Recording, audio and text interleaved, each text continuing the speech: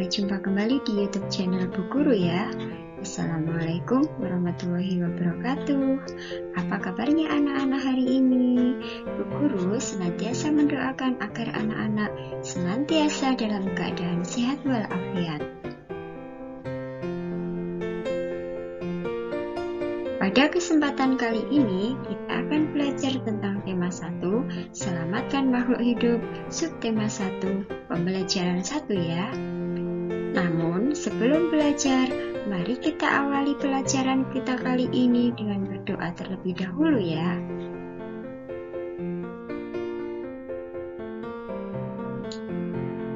Pada subtema 1, tumbuhan sahabatku, kita akan belajar tentang gagasan pokok dalam laporan hasil pengamatan.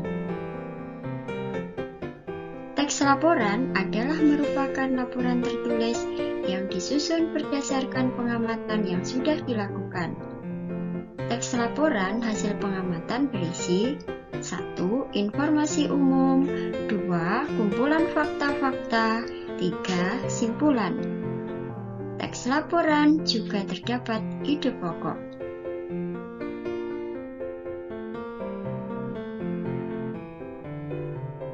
Dalam laporan pengamatan, peran jagung bagi manusia. Jagung merupakan makanan yang familiar di Indonesia. Jagung cukup mengenyangkan karena mengandung karbohidrat yang tinggi. Selain sebagai makanan pokok, jagung sering dijadikan camilan seperti popcorn ataupun jagung bakar. Jagung mengandung banyak nutrisi yang dibutuhkan tubuh. Nutrisi utama jagung adalah karbohidrat. Hampir 6-7% kebutuhan karbohidrat dapat dipenuhi hanya dengan mengkonsumsi jagung. Tidak seperti pada roti dan nasi putih, kandungan karbohidrat dalam jagung memberikan suplai energi yang stabil dan tahan lama.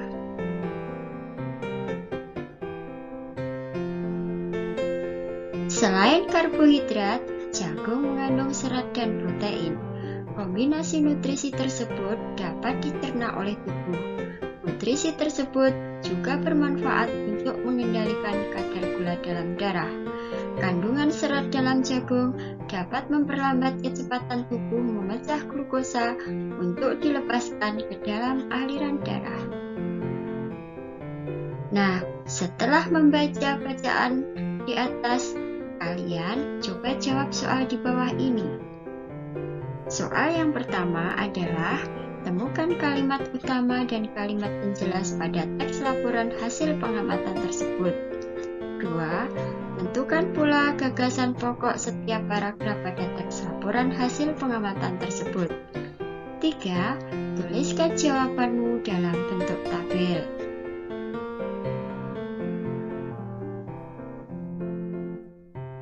Jawaban soal di atas adalah: pada paragraf pertama, kalimat utamanya adalah jagung merupakan tanaman yang sangat familiar di Indonesia.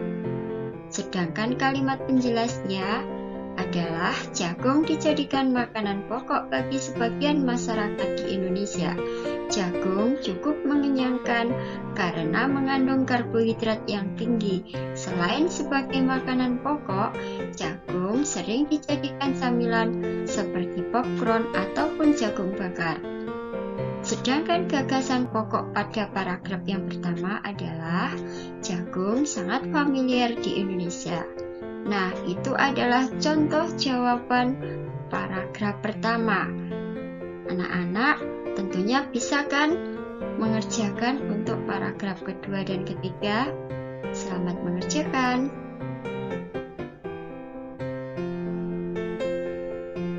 Nah, sekarang kita akan belajar tentang perkembangbiakan tumbuhan secara generatif. Perkembangbiakan generatif adalah perkembangbiakan yang terjadi melalui peleburan sel kelamin jantan dan sel kelamin betina. Alat perkembangbiakan tumbuhan adalah bunga. Bunga memiliki benang sari atau alat kelamin jantan dan putik yang sebagai alat kelamin betina. Adapun contoh bunga yang memiliki keduanya adalah bunga sepatu, yang disebut juga bunga sempurna. Sekarang perhatikan bagian proses perkembangbiakan generatif berikut ini.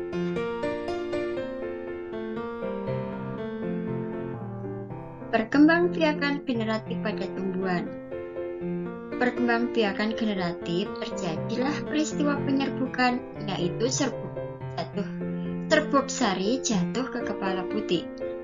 Setelah itu terjadi peristiwa pembuahan, yaitu serbuk sari atau sel kelamin jantan melebur dengan sel telur atau sel kelamin betina.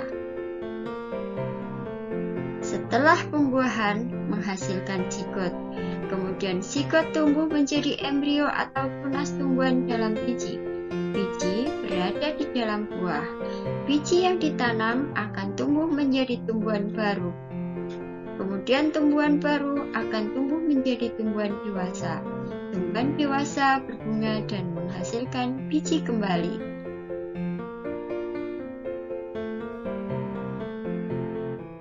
Sekarang kita akan belajar tentang macam-macam penyerbukan. Ada 4 macam penyerbukan, yakni yang pertama adalah penyerbukan sendiri. Penyerbukan sendiri adalah apabila serbuk sari jatuh ke kepala putih pada bunga yang sama. Yang kedua adalah penyerbukan tetangga. Penyerbukan tetangga apabila serbuk sari jatuh di kepala putih pada bunga yang masih sama satu tumbuhan. Yang ketiga adalah penyerbukan silang. Penyerbukan silang apabila serbuk sari jatuh di kepala putih pada bunga lain yang sejenis tetapi berbeda tumbuhan. Dan yang terakhir adalah penyerbukan bastar. Disebut penyerbukan bastar apabila serbuk sari jatuh ke kepala putih pada bunga yang berasal dari tumbuhan yang berbeda varietas. Bagaimana anak-anak? Paham kan? Dalam proses penyerbukan, seringkali tumbuhan dibantu oleh serangga. Salah satunya adalah lebah. Ayo, sebutkan hewan-hewan yang membantu penyerbukan bunga.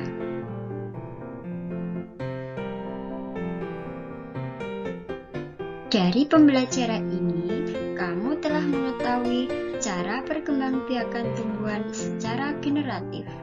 Perkembangbiakan generatif dialami oleh tumbuhan berbiji melalui penyerbukan. Berdasarkan pengetahuan tersebut, lakukan pengamatan terhadap tumbuhan berbiji yang ada di sekitarmu. Amatilah dan tuliskan hasilnya dalam bentuk tabel seperti contoh ya anak-anak. Nah, contohnya di sini adalah bunga matahari. Jenis bunga adalah bunga sempurna. Cara penyerbukannya, penyerbukan pada bunga matahari dibantu oleh hembusan angin dan serangga. Anak-anak, cari contoh bunga yang lain ya.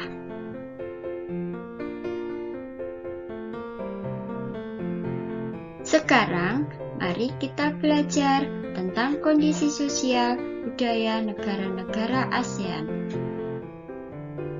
ASEAN merupakan organisasi kerjasama negara-negara di kawasan Asia Tenggara.